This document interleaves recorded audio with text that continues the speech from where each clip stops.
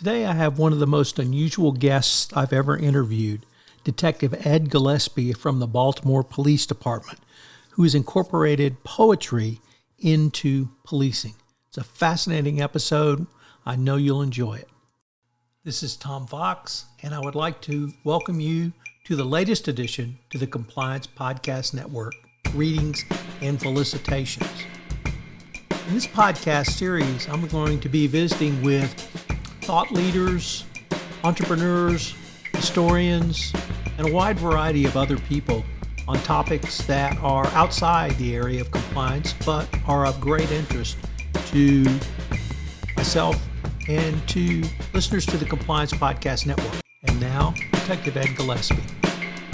Back for another episode, and you are in for a real treat today because I'm in for a real treat, and of course that's how I judge how good the podcasts are. I have Detective Ed Gillespie from the Baltimore Police Department. Detective Gillespie is in Kerrville giving lectures and talks at Schreiner University, and he graciously agreed to sit down and visit with me. So Detective Gillespie, first of all, welcome to the podcast. Thank you so much. Thank you. So could you tell us a little bit about your academic and professional background before policing? Sure. I have a bachelor's degree in history from George Washington University in D.C. and a Master of Liberal Arts from Johns Hopkins. So I taught literature and English. I taught history in the middle school and high school level. I also wrote curriculum at a school reform model through Johns Hopkins University. So this was making supplemental information for schools that were struggling. This is kind of part of the No Child Left Behind program. So that was my basis and my background before I went into law enforcement, my academics. And going into law enforcement, I segued right from academics to the police academy. What's your specialty in history? I really like U.S. social history. I always found that really fascinating. Now, at the same time as I said that, I love military history as well. I'm fascinated by that. But I did a lot of work in U.S. social history. And actually, the two complement one another. So I was always fascinated by the changes that war and military service bring to societies. The listeners to this podcast know I just completed a series on 9/11, looking back some 20 years later, and one of the questions I asked each of the participant was, what did 9/11, how did your professional life change personally? And you had quite a dramatic change that I heard about today. Could you tell us about that? Sure. I was working in the school reform model that day. That was supposed to be my first day of graduate school, actually. And I always remember my office mate, her fiance, called and said that a plane had struck the World Trade Center. And, I thought that was odd, and I thought that seems very strange that a plane would hit the World Trade Center on a clear day with modern navigational technology. And so I looked at the BBC because, when the second plane struck. And that, to me, was a point of demarcation where it was a matter of my making decisions about how to go forward in a nation that was obviously at war, and a very different type of war. And I felt that I had something to offer for the protection of the people, and I had a kind of a Pearl Harbor moment, you could say. I understand a lot. I heard a lot of that in my podcast series. I was also intrigued because you write poetry, and you write it as a professional police officer. You've been a beat cop, you're now a detective.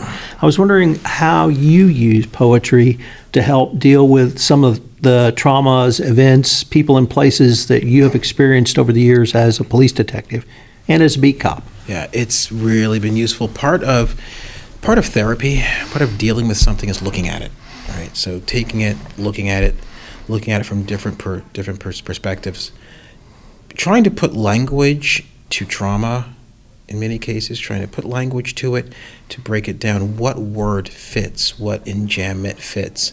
What goes back to honor the thing that you're seeing and really put you in contact with what it meant, what it felt, what you saw. It's cathartic, it's therapeutic, and so poetry has served me well in that. You said honor the thing you're seeing. Earlier in a talk, you said express the characters you met. You seem very concerned about doing exactly that, expressing the characters, talking about some of the citizens and others that you have met in your policing journey. Why is that so important to you? You often hear people talk about policing, or even just talk about the other. Their neighborhood, their ethnic group, or whatever, in the terms that they want to use. And I mean, it's important when you're a police officer, you're given the opportunity to see people. Often you see them at their worst, but there's a certain authenticity to it. And what they leave you with, what they do to you, what they see to you, what they've experienced is very real. And you may come out of it traumatized, you may come out of it for the better, but you have to look at it in very realistic terms. Say, what did I just see? Did I just see someone who did something because they were objectively evil, or because they're ill, or because they're struggling? That type of thing. So it's important to me. Just like I hear war veterans say, don't portray the war in terms that aren't realistic, or things that I wouldn't look at them and say, yeah, that's real. You look at fiction about law enforcement in many cases, and I look at, I don't watch much TV, but I mean, when I've seen it sometimes, I'm like, that would never happen, or that character would have more to them than just that, Sort of like, I think it's a lot like there's a Vietnam veteran named Dale Dye, if you're familiar with him, who back in the 1980s, he became really disgusted with the military movies that were coming out because they just weren't realistic about who soldiers were and what war was about. And so he said, I'm going to make a profession out of advising on these films, because they have to honor what really happens. Because these are human experiences. These are human lives. It's more than just honoring my badge or honoring, a pair of jump wings or a uniform or whatever. It's like you have to honor the people that are having this experience. These are human lives, and sometimes they're lives that come and go. In your last talk, which I sat in, you read some of your poetry, and I just kept getting visions of the war poets in my mind. And by the war poets, I mean Rupert Brooke, Robert Graves, Siegfried Sassoon, Wilfred Owen. Yeah. Generally English, World War I, not all veterans because some died, but they made sense in the immediate moment of what had happened. Some of the great novels of World War I came 10 or 15 years later, right, when men had, and it was mostly men, had the opportunity to reflect and process. But in the moment, they shared with us their thoughts and feelings.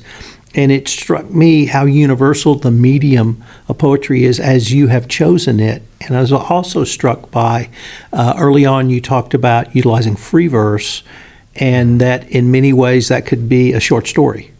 Depending on how you might have broken the story. And you read several examples, and they may have been a paragraph or two, but they were a complete story within the context of your poetry. Would that be a fair assessment? I think so. I think as I went back and looked at my work, I wrote it as it needed to be written at the time, and I went back and I said, this was a brief story. This was someone expounding upon something that they've seen, and I guess much in the way that like Dulce et decorum est pro patria amore was it was a short story of something that takes place in a matter of minutes, right? In a matter of minutes, in that poem, they're hit with chlorine gas and this guy dies, and they throw him on the truck and they keep going. But in that moment, you have this enormous experience, right? And so that's the thing that I think I was trying to hit, that with poetry, you have to have this massive experience, this universe of senses and everything taking place with these few words in this little space. The precision you have utilized really also struck me, because it's exactly that. You're utilizing a very small amount of space. When I write, it tends to be, it just spills out. And I'm a one draft kind of guy. Do you go through multiple drafts, or do you try to become more precise, or is it looking at the word? Are you then interpreting your feelings as you see them on the page? And you talked about not only getting it out, but then reinterpreting it as you read it. Right. So sometimes it's a matter of calling yourself on things like, what language did I? So I'll write this line. Say, is that really the way I would see this? Is that the word that translates what I was feeling, or what he said? So in lots of cases, yeah, it's a matter of I'll do drafts, cross this out. I have multiple notebooks going now. And then part of my therapy too is I've got a buddy who he's not a police officer, never been with the military, has no desire to be, but he's useful in that way. He's an English major. He was an English major, and he's a writer also. And so I'll say, "What do you get out of this poem? Do you see this?" And so it's part of the birth of the poem, the birth and rebirth of the poet, right? Each time, and the therapy that has to go along with the incident, with whatever I'm talking about. Part of it is being able to step outside and say to this person who wasn't there, "What do you think of this? How does this work?" And it's just funny that you say that about the choice of words. I was sitting in a patrol car recently with a group of officers, like there were 4 of us in the car. It was late at night. We were on a special detail. And all of us are kind of moved on in our careers. One guy's been there one of the guys in the car has been there for already 20 years. And as we're talking, everyone started kind of talking about the awful things that they had seen and how those things cling with them. And I started to explain something that I'd seen. And part of halfway through my story, one woman said, "Stop." I said, "What?" She said, I can see it." She said, "This is because you write all that stuff. This is because you're a writer. It's like I can see it, and I don't want to see it." You talk about being a writer, but let me go back to one of the remarks you made about when you entered the academy and were an early beat cop. I heard you say that some of the other officers called you the professor. Right. And what's the professor going to do, and what's the professor doing here? In one of the YouTube videos I watched of you doing poetry readings at book festivals in Baltimore, you said something along the lines of, they know I'm crazy. I'm just going to write some poetry. How do you think the perception of you, really coming from an outside academic background, has evolved in the Baltimore Police Department? I think I called the space out for myself. I think I wasn't. I think it was like, well, he's this middle class college boy, because they knew I grew up in a middle class area, Philadelphia, and I'm a prep school graduate, and we talked about experiences, and he didn't grow up in the hood, he didn't grow up fist fighting every day, he went to private school, so he's going to quit this pretty soon. So when I didn't quit, but I also didn't stop expressing myself as who I was, I think they gained a certain degree of respect for the place I made for myself. The fact that I was willing to go after things and triumph or fail, but never stop. Yeah. I'd like to turn now to the part of your career where you're an instructor or lecturer at the Baltimore Police Academy, mm-hmm. and your use of these humanities techniques, poetry, or any other strategies to help teach cadets. I don't think it's anyone who's been reading the news knows of the challenges the Baltimore Police Department has had. How do you think, or how are you trying to use some of the concepts that you write and talk about in your teaching career, if I can call it that? I think that, I tell my classes some of the worst police in history have had some of the best equipment, some of the best training, they've done a lot of the training you've done, but it's a question of why you are in uniform, why you are there, and what you are serving. And for us, our culture, and I mean not to get into a West versus other cultures thing, but for those of us that come from a humanistic culture, we often talk about the founders, and we often talk about the Constitution and like that, and then looking at the Enlightenment that gave us the Constitution, looking at our background, we need to constantly ask, how do I engage with people? Where does humanism lie? What are the ethics that guide the politics that guide what I do as a police officer? Policing in America and the United States is complex, and it should be, because we have to care about the individual, we have to care about rights, we have to care about the ethos of humanism. I said to an officer, a trainee the other day, I said, if you really want this to be simple, you could go do it in North Korea. Just take the whole rights part out. So I think a lot of the well-founded complaints about police is a lack of humanism and a lack of introspection. So is this type of approach that you're using at the Baltimore Police Academy, is it being used in other police departments across America, at least in the academy level? I don't know. I know that, I came up with these ideas for us and our lesson plans for the BPD. I've definitely seen different philosophers and different philosophers, especially dealing with ethics, pop up in different places. I don't know how well developed it is in lots of them, and I don't know that literature necessarily is, but I have definitely seen ethics, obviously we're talking about the Greeks.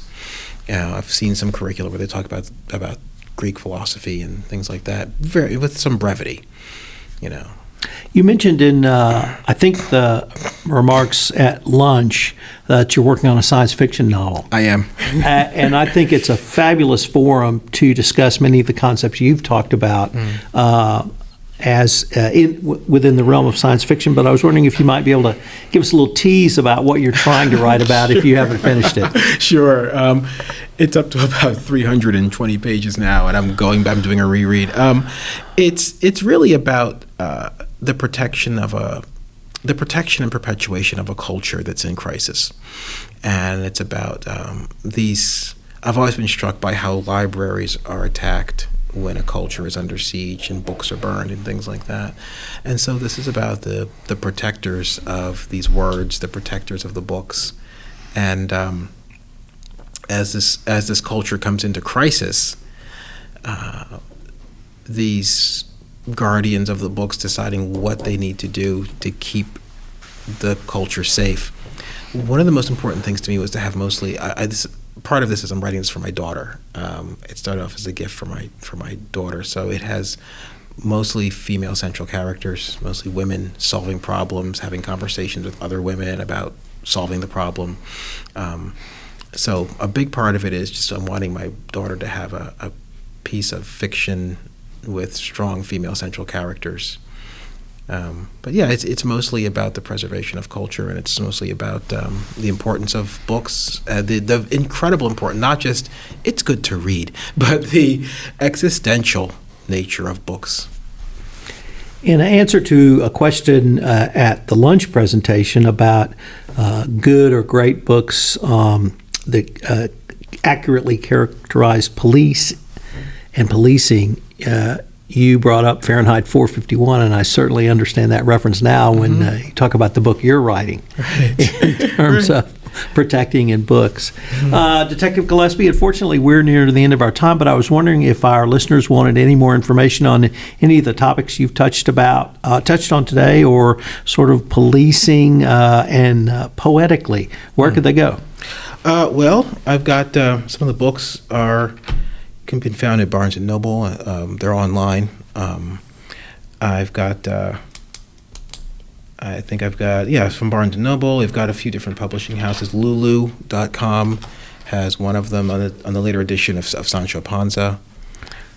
Well, we'll link to those in the show notes as well, and there's some great videos of you doing some poetry reading, so we'll link to those. And great. I wanted to thank you for sitting down to take the time to visit with me today. Thank you very much. Thank you. This is Tom Fox. Thank you so much for joining me for this episode of Greetings and Felicitations. We're going to link to many of the resources, books, and poetry of Detective Ed Gillespie in the show notes, so check those out for more information. Also, I hope you'll join me for a special series November 15th on Greetings and Felicitations, where I take a deep dive into Lyme disease, the causes, some of the treatments, and how people suffering from this chronic disease can move forward with their lives. It's a fascinating 5-part exploration in a special podcast series format. All of this on the Compliance Podcast Network.